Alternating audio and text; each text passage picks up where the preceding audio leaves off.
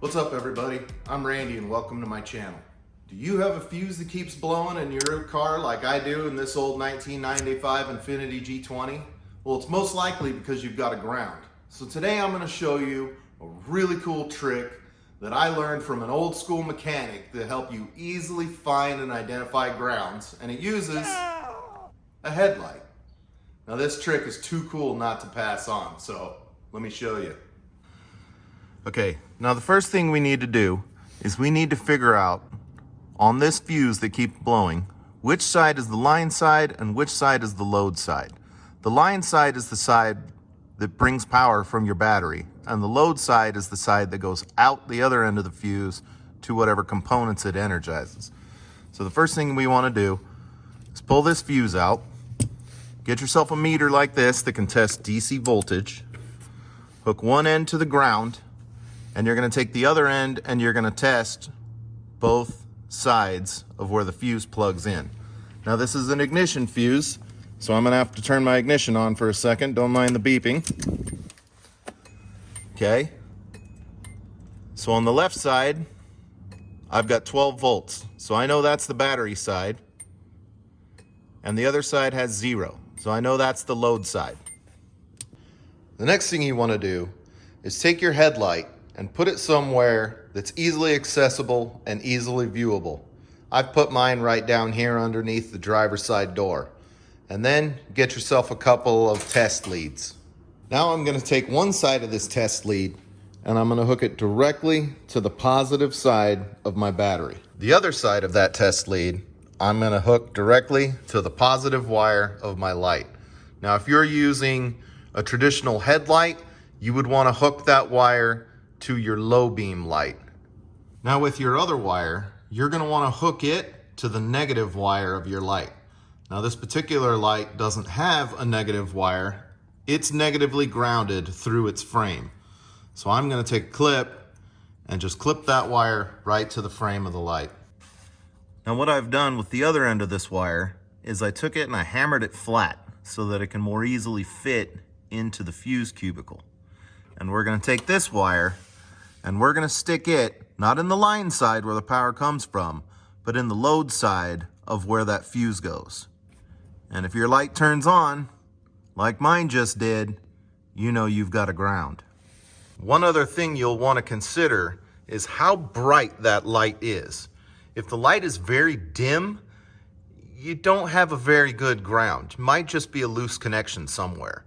But if that light is super bright like mine is, we know we've got a solid ground somewhere. Now I had another mechanic buddy of mine who I told this trick to, who said, well Randy, why don't you just use a test light like this?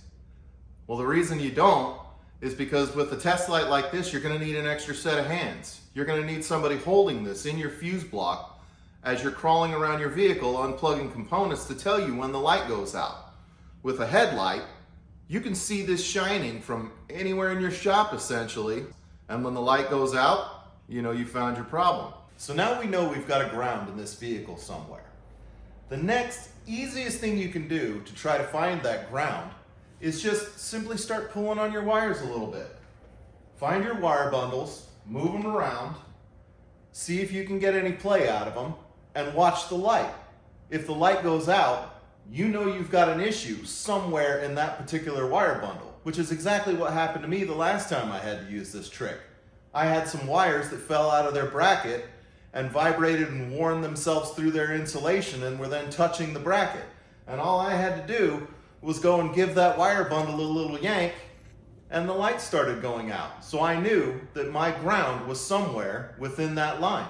So at this point, if you haven't found an obvious ground in one of your wire bundles, the next thing you're going to want to do is find out what components that particular fuse feeds.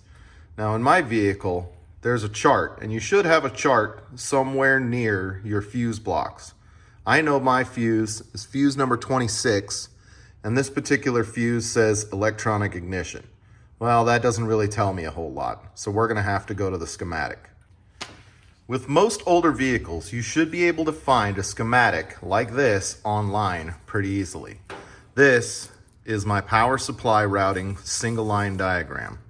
Here's my ignition relay, and here is fuse number 26 that keeps blowing on me and all of the components that it feeds. Here you can see fuse number 26 is a 10 amp fuse and it feeds the chime, the ABS, which is your anti-lock braking system. The DTRL is your daytime running lights, which I know this vehicle doesn't have because it's not Canadian. Your time is your time control unit, and your ASCD is your automatic speed control device, or your cruise control. So in one of these four components, because I'm not gonna check the daytime running light since it doesn't have it, I know I have a ground. So the next thing I'm gonna do is I'm gonna go and I'm gonna start unplugging these control units and see if my light turns off. In light of saving you guys time so you don't have to follow me around as I unplug all the components connected to that fuse, I've already found the problem and I'll show you. This is my ABS control module, and watch what happens when I unplug it. Because the light is easily visible down there on the floor, and I can see it from where I'm working, I can see that as soon as I unplug this component, the light goes out. Now I know I've found my problem. So again, in order to save you guys time, I've already gone ahead and ordered and received a new ABS module that I got off of eBay.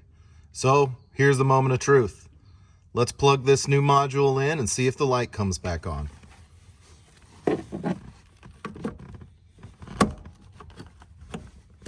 And the light did not come on. One last final check we're gonna do, now that we know that our light's not turning on and we're pretty sure we don't have a ground anymore, is we're gonna remove this wire. We're gonna put a brand new fuse in that terminal, and then we're gonna turn on the ignition to see if it blows the fuse. I didn't see anything blow. Let's double check that fuse real quick. Fuse is still good.